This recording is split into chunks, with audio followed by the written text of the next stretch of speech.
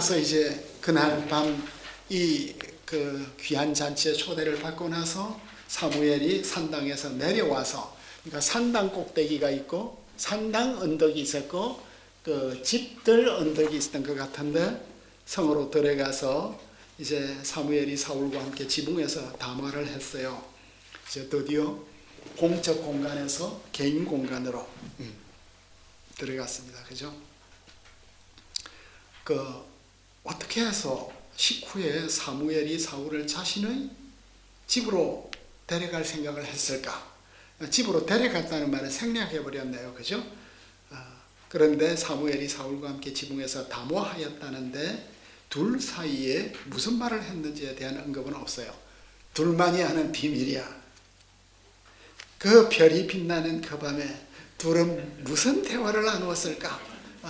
밤새도록 무슨 말을 했을까? 우리가 어제도 이제 친구들하고 새로 만났으면 밤새 많은 대화들이 있었을 것 같아요.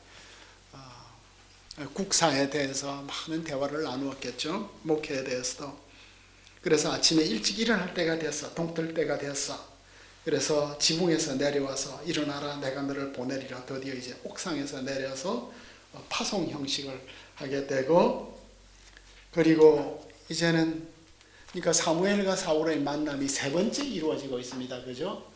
첫 번째 만나서 산당으로 가서 이제 같이 식사를 하면서 덕담을 많이 나누었고, 그 식사를 마치고 나서 집으로 가서 또 개인적으로 많은 대화를 나누었고, 이제 마지막 세 번째 대화 미팅이 이루어지고 있어요.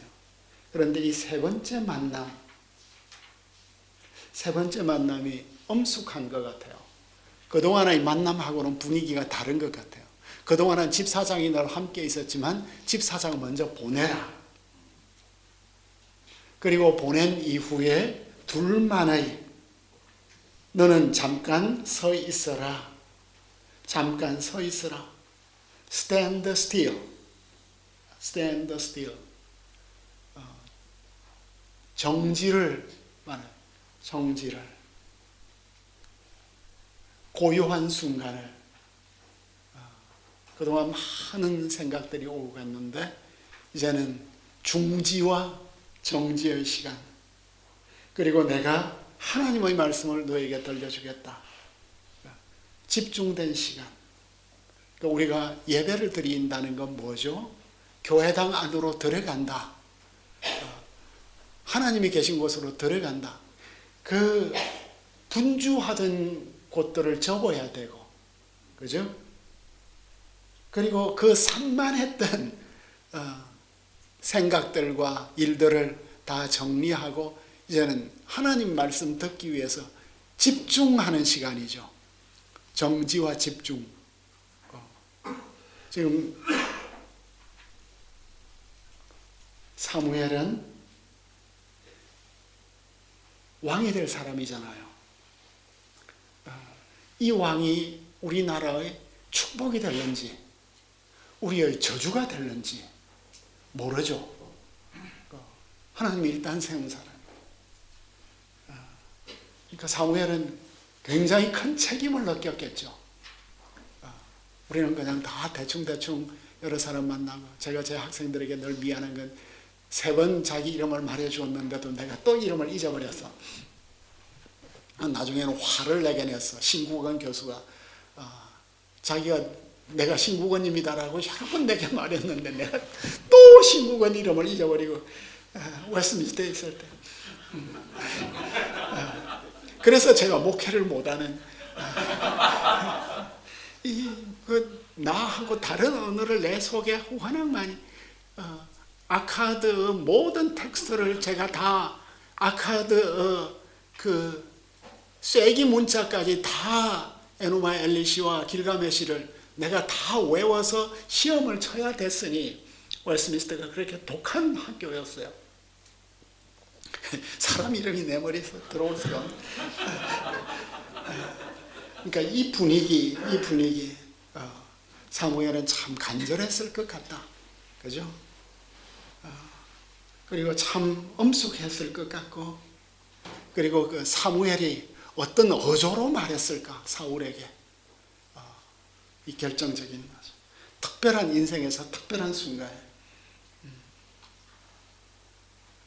그런데 갑자기 사울이 꿈꾸지 못했던 주제, 아버지 나귀 생각만 했는데 설교를 듣는 것은 새로운 주제로 옮기는 거죠. 그죠? 우리 마음에는 헐 사업과 공부와 또 즐거움과 온갖 것으로 가득 차 있는데 정지하고 하나님 음성 듣고 그 다음에 기름 부어주고 세 가지 기름병을 가지고 사울의 머리에 붓고 입 맞추고 동사들이 기름병 가지다가 붓고 입 맞추고 그리고 말씀을 주시죠. 기름병. 다윗은 뿔로 된 걸 부어주는데 사울에게는 기름병으로 부어주는. 이 기름은 어떤 기름이었을까요?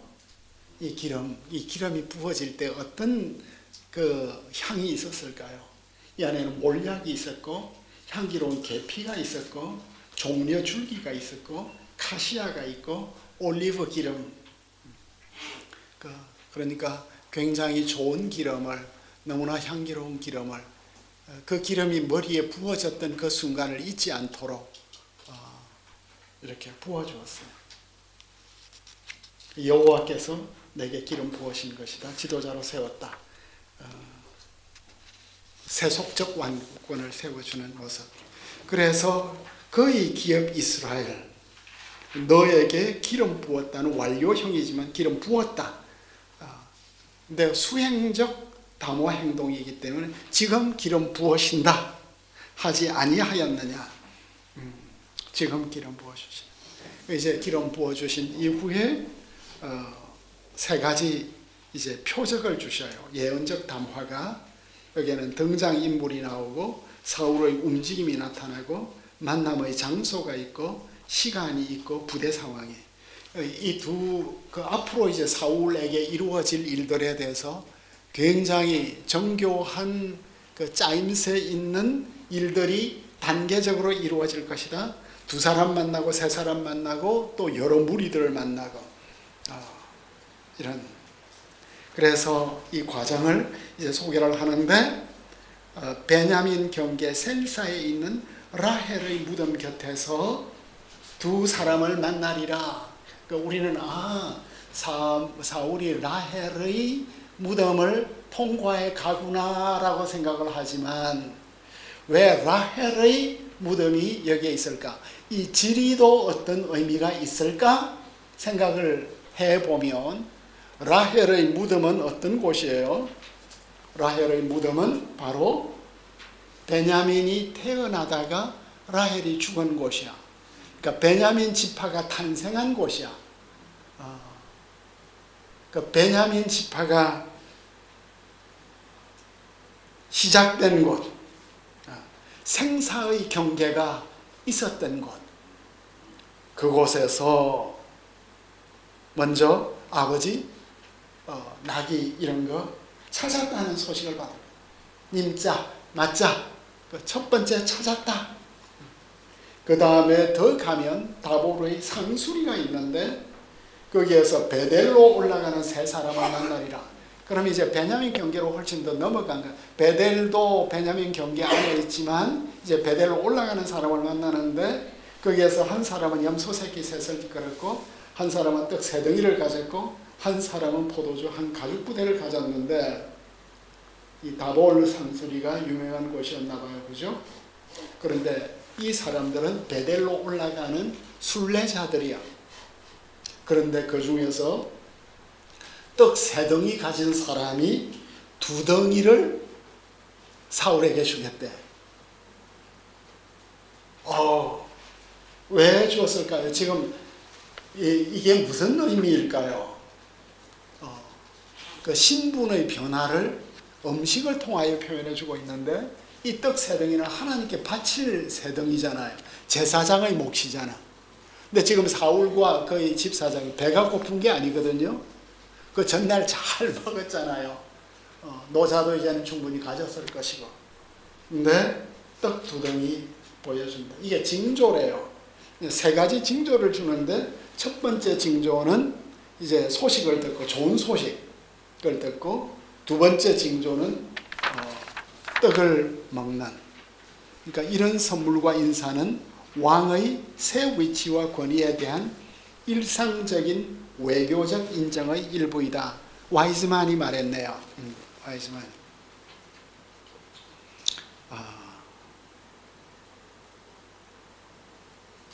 그러니까 사울 보고 당신이 위대하다는 게 아니라 성실하게 지도자 직무를 잘 감당하라. 하나님의 선물이다. 하나님의 떡을 받은 사람으로서 백성들의 몸과 영혼을 위한 참된 양식을 공급하는 책임을 잘 지라. 예수님께서 우리에게 내 양을 먹이라고 말씀하신 것처럼 사울에게 너희 사명은 백성들을 살찌게 하는 거다. 잘 먹이는 거다. 는 메시지를 주고 있습니다. 그 다음에 5절에 그 후에 내가 하나님의 언덕이 기브아예요. 그곳에서 블레셋 사람들의 수비대가 있다. 그 영문이 있다고 했는데 수비대가 있다. 내가 그리로 가서 그 성읍으로 들어갈 때, 그 수비대 앞에 들어갈 때 선지자 무리가 예언하고 내려오는 모습이 있을 것이다. 그러니까 이 수비대는 굉장히 큰 성체였을 거예요. 그러니까 지금 기브아 지역은 그 동서남북이 여리고로 내려가는 그 텔아비브에서 이제 예루살렘으로 올라와서 여리고로 내려가고 예루살렘에서 베들레헴에서 헤브론, 베들레헴, 예루살렘에서 이제 저 기브아, 베델, 실로로 올라가는 그 바로 천안 삼거리 같은 곳인데 그곳에서 선지자 무리들이 임할 것이다. 예언하며 내려오는 것을 볼 것이다. 그때 여호와의 영이 내게 크게 임하고 너도 선지자처럼 행동할 것이다. 선지자들은 예언, 행동하고 여기에서 이제 크게 임하다 하는 이 동사를 제가 다른 곳에서는 여호와의 영이 내게 휘몰아칠 것이다. 강력한 바람 같은 짤라흐 동사가 삼손에게 사울에게 폭발적인 힘이, 그러니까 하나님 그동안 경험하지 못했던 하나님의 능력이 폭발적으로 임하는 것을 사울이 느꼈겠죠. 그죠? 하나님의 성령이 강림할 때 자신의 그 정신세계와 그 몸에서 어떤 변화가 그 초월적인 경험 이게 이제 확실히 이루어졌어. 그래서 변하여 새 사람이 될 것이다. 그러면 이런 지점에서는 또 한번 잠깐 묵상을 해야 되는 것 같아요. 그죠? 하나님은 그동안 우리를 어떻게 변화시켰을까? 하나님은 나를 어디까지 변화시킬 것인가? 그리고 어떻게 변화시켰는가? 급진적으로 변화시킨 때는 언제였는가? 그리고 점진적으로 변화시킨 일들은 어떤 것이었는가? 사울은 어쨌든 하나님의 임재를 경험했고 자신의 소명에 대해서 더 이상 의심하지 않을 표적을 받았어요. 이 표적들이 내게 임하거든 너는 기회를 따라 행하라. 그래서 표적, 결론이 되겠습니다. 사울이 경험했던 것들은 다 표적이었어요. 하나님의 말씀이 성취되는, 확정되는 사건. 이 표적은 창조적 실제, 아직 안 이루어졌지만 이 실제가 될 것을 말해주는 표적. 이 표적들을 통해서 사울이 하나님의 직무를 성실하게 수행할 것이다. 너희가 베들레헴에 가서 구유에 누인 아기를 보면 그가 하나님의 아들이다. 이런 표적이 되는 거죠. 모세가 시내산에서 하나님을 만난 이후에 너희가 이 산에서 내게 경배할 것이다. 그것이 내가 너를 보낸 표적이다. 그러니까 모세의 표적은 미래지향적이었어요. 그죠? 모세가 이 출애굽의 역사를 다 마치고 온 이스라엘 백성들이 시내산에서 주님을 경배할 때 아, 하나님이 나를 보내셨구나. 그러니까 사울에게는 이미 표적들이 주어졌어. 확실한 표적이 되었어요. 그런데 그동안은 사건들이 미래형이 나왔는데 페카탈로서 이제 너는 기회를 따라 행하라 하는 명령형. 기회는 야드니까 손이에요. 너희 손이 찾는 것. 너희 손이 찾는 것이 기회가 되겠습니다. 너희 손이 만나는 것. 그렇다면 사울이 기회를 따라 행해야 할 일이 무엇일까? 기회를 따라 행하라. 이게 명령형으로서 이 미션에서 가장 구체적인 것. 왜 그 간밤에는 이런 이야기를 했을 것 같아요. 지금 사울의 목의 가시가 뭐예요? 사울 집안의 목의 가시는 사울에게 실제적으로 목의 가시가 있잖아요. 기부 앞에 수비대가 있으니까. 집 앞에 블레셋 수비대가 있으니까 들어갈 때 나갈 때 지금 이스라엘에서 살 때는 팔레스타인 지역에 갈 때 나갈 때마다 검문소를 통과해야 되는 것처럼 목의 가시 너희 손이 기회를 따라 행하라. 그러니까 현재 행간을 보면 먼저 성령 강림하면 블레셋 수비대부터 쳐라. 그래서 너가 나기대가 된 것을 입증하라. 사울이 자신에게 주어진 천재 이루어의 기회에 대해서 확신을 가져야 하는 이유는 하나님이 너와 함께 하시기 때문이다. 세 가지 표적들을 주셨어요. 그리고 하나님이 함께 하신다. 사울의 소명에 나타난 그 인물됨은 어떠한가? 호킨스가 이 둘을 비교했네요. 호킨스가 두 개를 비교를 했는데 여기에서 사울은 모든 백성보다 어깨 위만큼 더 컸고 외모가 되어 있는데 다윗은 빛이 붉고 눈이 빼어나고 얼굴이 아름답더라. 사울은 준수했는데 다윗은 너보다 더 나은 자. 사울의 신부는 바후르였는데 유력한 자였는데 다윗은 젊은이로 나오고 마음에 있어서 하나님은 사울에게 새 마음을 주셨는데 다윗은 하나님의 마음에 합한 자로 주었습니다. 자, 그래서 아까 제가 처음에 던졌던 질문을 여기서 정리한 것 같아요. 사무엘서 저자는 처음부터 사울을 부정적인 인물로 묘사하는 것 같지가 않습니다. 다윗에게 비할 수 있는 많은 좋은 점을 갖고 있는 것 같아요. 주님은 이스라엘 백성에게 가능한 한 최고의 왕을 제공하고 있다고 할퍼니 말했네요. 또한 주님은 사울에게 왕직을 수행할 수 있는 많은 은사로 채워주셨고 사울은 그의 직무를 성공적으로 수행하기도 했어요. 그럼 이제 사울이 버림받은 근본적인 이유는 무엇일까? 하나님께서 이스라엘을 골탕 먹이기 위해서 사울을 준 건 아닌 것 같아요. 미리 말씀드리자면 하나님은 그 시점에서 최선을 다해서 제일 좋은 인물을 왕으로 주셨다고 보아야 되지 않나. 그리고 선지자를 보내어서 그 왕직을 수행할 수 있는 그 사울 자신이 중요한 게 아니라 하나님은 자신의 백성을 돌보아야 하니까 그 시점에서 찾을 수 있는 최선의 지도자를 주셔서 그 한 시대를 세워주셨는데 그 지도자가 그 한 시대를 끝까지 충성스럽게 감당할 것인가? 그리고 그 사역을 마치고 참 그 하늘로 승천할 것인가? 아니면 막판에 이 큰 사고를 치고 자신이 세운 모든 것들을 다 허무는 솔로몬처럼 살 것인가? 이런 실존적인 질문이 우리에게 있는 것 같아요. 하여간 하나님은 최선을 다해서 주셨다는 것을 보고 우리의 책임은 무엇일까? 그리고 이제 나보다 길갈로 가서 기다려라. 이제 이 길갈 이야기가 제일 어려운 이야기야. 사무엘서 7일 기다려라.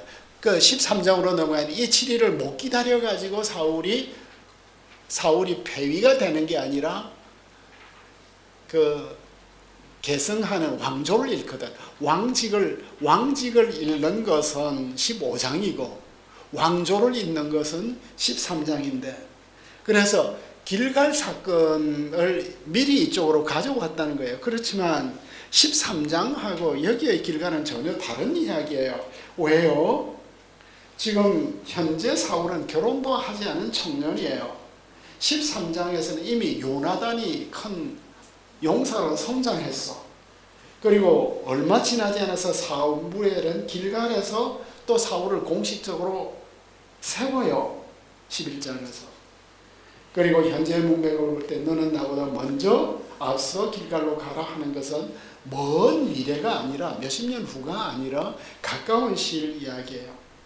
그리고 기다려라. 약할 시편에 자주 나오는 단어죠. 종교적인 함의로서 하나님을 기다리는 것, 그러니까 사무엘이 도착하기를 기다리는 것 넘어서 하나님의 은혜와 임재를 기다리는 것. 데이비드 주무라가 이 점에 대해서 잘 정리했습니다. 그래서 사무엘은 사울에게 두 가지 명령을 주었는데, 단계적으로 첫 번째, 사울이 왕 이렇게 큰 은혜를 받았으면 역사를 보여주어야 하는데 블레셋 수비대 치는 것, 그리고 길갈로 내려가서 사무엘을 기다리고 하나님의 은혜를 충만히 받는 것. 그런데 불행히도 모든 징조가 다 성취된 후에도 사울이 그 기회를 살리지 못해요. 13장이 되어서 비로소 블레셋의 수비대를 공격하지만 그것도 사울이 아니라